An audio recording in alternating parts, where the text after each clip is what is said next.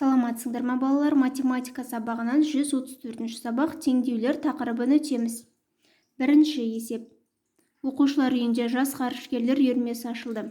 Әр қайсысы 2 данадан 2 түрлі телескоп сатып алынды. Бірінші телескоп түрінің бағасы 78.900 теңге. Барлық саудаға 371.800 теңге төленген болса, екінші телескоп қанша тұрады?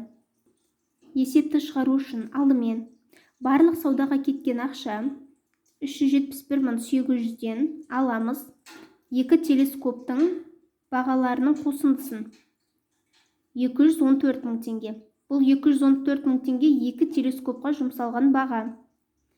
Осы 214.000-ды 2-ге бөлеміз, 107.000 теңге. Сонда бір телескоптың бағасы 107.000 теңге тұрады. Есеп шықты.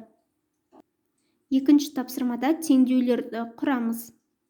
Айна бір сан ойлады, оны 16 есе кемітіп, шыққан санды 15.473-ге арттырып, нәтижесінде 27.857 санын алды.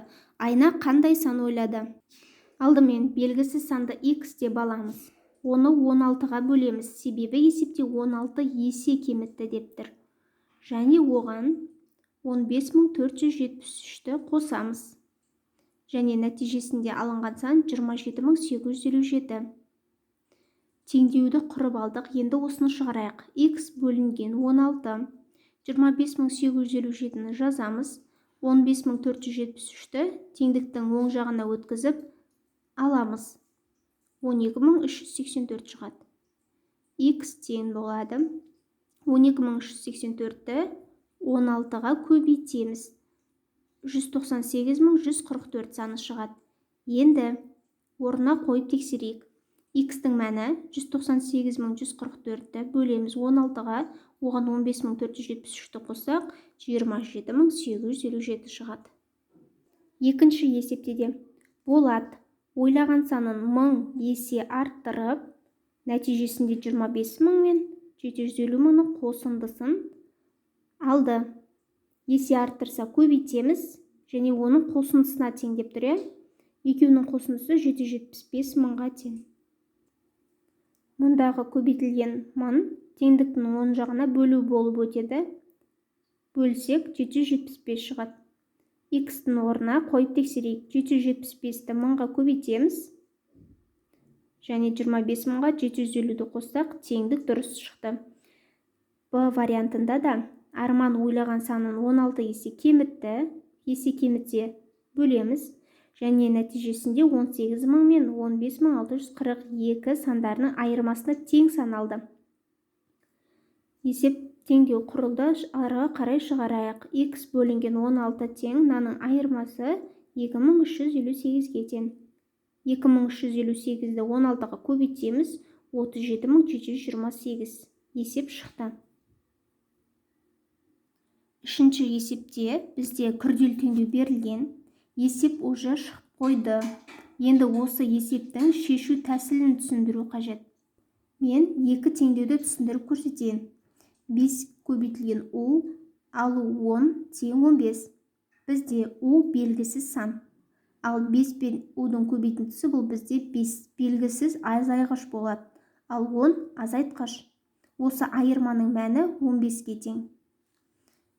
5-ті U-ға көбейтеміз. 15-ті жазамыз. 10 алдындағы таңбасы теріс қой. Теңдіктің оң жағына өткізіп плюс деп аламыз. Екеуін қоссақ 25. U тең болады. 5 мына жаққа бөлу болып өтеді. 25-ті 5-ге бөлсек 5. Келесіде 63 бізде бөлінгіш. X белгісіз сан, ал 15 бөлінген X белгісіз бөлгіш. Осы бөліндінің мәні 7-ге тең. Алдымен мына жақша осы күйінде жазбамыз. 15 азайтылған X тең 63-ті 7-ге бөлеміз. 9 шығады. X тең 15-тен 9 аламыз, 6-ға тең. Дәл осы амалмен келесі екі теңдеу шықты. Төртінші есепте теңдеулерді шешу қажет. 4 теңдеу берілген. Өздерінің шығарған есептерімен салыстырсаңдар болады. Бір теңдеуді түсіндіріп көрсетейін. Алдымен 134.545-тен X алынған, қосылған 23 тең 98-ге. Жақшаны осы күйінше аламыз. Тең 98-ден 23-ті азайтамыз. 23 теңдіктің ол жағына минус таңбамен өтеді. Сонда 75-ке тең. X тең болады. 134.545-тен 75-ті азайтамыз. Нәтижесінде 134.407 шығады. X-тің орнына қойып тексергенде есеп дұрыс шықты. Келесі есептің мәні 4848-ге, 8804-ге және 42-ге тең. 5-ші тапсырмада да 4 теңдеу, күрделі теңдеу берілген. Есепті шығартып көрейін. Есеп осылай шығады. Бір теңдеуді түсіндірейін. Алдымен X қосылған 340, одан аламыз 152 тең 214. Жақшаны осы күйінше алып, тең болады. 214, 152-нің алдындағы таңбасы теріс, оны теңдіктің оң жағына өткізсек, плюс таңба болады. 366-ға тең. 366-тан 340 аламыз, 26. X-тің орнына 26-ны қойсақ, 214 шығады. Дәл осындай жолмен қалған күрделі теңдеулер шықты. 6-шы есепте калькулятордың көмегімен есептеп тексер дейді. Ол есепті мен баған түрде шығартып көрсеттім.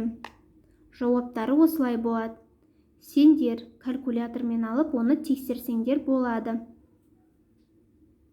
7-ші есепте мына берілген сызба бойынша есеп құрастырып, теңдеуді құрып шығару қажет.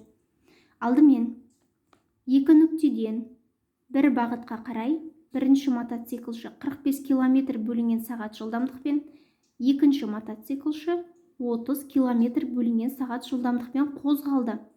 Олардың арақашықтығы 60 км-ге тең. Қай нүктеде олар қай уақытта екеуі бірге кездеседі? Уақытты анықтаймыз. Алдымен уақытты табу формуласы арақашықтықтың жылдамдыққа қатынасына тең. Бір бағытқа қарай қозғалса, бізде есептің шартында бір бағытқа қозғалып тұр ғой, екі мотоциклшы. Демек, жылдамдықтарды азайтамыз. Біріншінің жылдамдығы 45, екіншісінің 30. Айырмасы 15-ке тең. Енді осы формулаға саламыз. Уақытты табу Т тең болады. S бізде арақашықтық 60-қа тең. 60-ты бөлеміз 15-ке, 4 сағат. Жауабы 4 сағат. Демек, екі мотоциклшы 4 сағатта бір-бірімен кездеседі. 8-ші тапсырмада салыстырулар берілген. Алдымен 258 көбейтілген А, 258 көбейтілген А қосылған 1. Мен оң жағы үлкен деп алдым. Себебі А-ның орнына кез келген сан қойып көрейік. Мысалға 1-ді алайық. 258-ге 1-ді көбейтеміз, 258-дің өзі. 258-ге көбейтеміз. 1 деп алдық қой А-ның орнына. 1-ге 1-ді қосамыз, 2. 258-ді 2-ге көбейткен артық па? 258-дің өзі ме? Теңдіктің оң жағы үлкен. Келесі. 128-ді 5-ге көбейтеміз, 128-ді 4-ге көбейтіп, оған 128-ді қосамыз. Екеуінің көбейтіндісі 640-қа тең. Мына жерде алдымен көбейту таңбасы орындалады. 128-ді 4-ге көбейтіп, оған 128-ді қосамыз. 640 шығады. Екеуінің мәндері тең. Қалған есепті де солай орындаймыз. Қарапайым салыстырулар. 9-ші тапсырмада мына сызба бойынша өрнекті құрып, амалдардың орындалу ретін белгілейміз. Алдымен 27150-ді 3-ке бөлейік. Екеуінің бөліндісі 9050 шығады. Мына жерге жазамыз 9050. Келесі амал 9050-ді 50-ге бөлеміз. 181. 181-ді жазып қоямыз. Одан кейін 2400-ді 4-ге көбейтеміз. 9600. Келесі амал 32500-ді 5-ге көбейтіп, мына жерге жазамыз. 6500. 6500-ді 2-ке бөлеміз. 3250. Барлық берілген бос орындар толтырып шықтық. Келесі амалымыз 181 мен 9600-ді қосып, шыққан саннан 32050-ді азайтамыз. 6531 шығады. Есеп шықты. 10-шы есепте таразының бір табақшасына 5 бірдей шар және 3 текше салынған. Екіншісіне 4 шар мен 4 текше бар. Таразы тең болып тұр. Қайсысы жеңіл екенін анықтау қажет. Шар ма, текше ме? Есепті теңдеу құрып шығарайық. Алдымен есептің шартында берілген 5 шар мен 3 текшені қосамыз. Және 4 шар мен 4 текшені қосамыз. Және тең таңбасын аламыз. Себебі есептің шартында 5 шар мен 3 текше 4 шар мен 4 шар тең деп тұр ғой. Дәл осы амалды қолданып осылай жаздық. Енді шарларды бір жаққа жинаймыз, текшелерді бір жаққа жинаймыз. 5 шардан 4 шар мына жаққа минус таңбамен өтіп 4 шар болады. 4 текшені жазамыз. Плюс 3 текше мына жаққа 3 текше болып өтеді. Сонда 5-тен 4-ті алсақ 1, 4-тен 3-ті алсақ 1. Демек, шар мен текшенің салмағы бірдей. Сұрақтың жауабы шар мен текшенің салмағы бірдей. Соңғы 11-ші есепте сол жақ бөлігіндегі амалдардың орындалу ретін белгілеп теңдеуді шешейік. Теңдеуіміз осылай шықты. Алдымен 4900-ны бөлеміз. Осы күйінше аламыз. 460-тан аламыз 390-ды. 70 шығады. Енді 4900-ді 70-ке бөлсек 70. К-ның орнына 70-ті қоямыз, сонда 460. Есеп дұрыс. Келесі екінші теңдеуде алдымен 10.000-ды 20-ға бөліп аламыз, ол 500-ге тең. 230-ды аға көбейтеміз, тең болады 540. Теңдіктің оң жағына теріс таңбамен өтіп аламыз. Сонда 460 шығады. 460-ты 230-ға бөлеміз, 2. Аның орнына 2-ні қоямыз. Бірінші көбейту амалы орындалады. Сосын қосамыз. 500 шығады. 10.000-ды 20-ға бөлеміз, 500. Есеп шықты. Есептер түгелдей шықты. Каналға тіркеліп, лайк басуды ұмытпаңдар. Сау болыңдар балалар.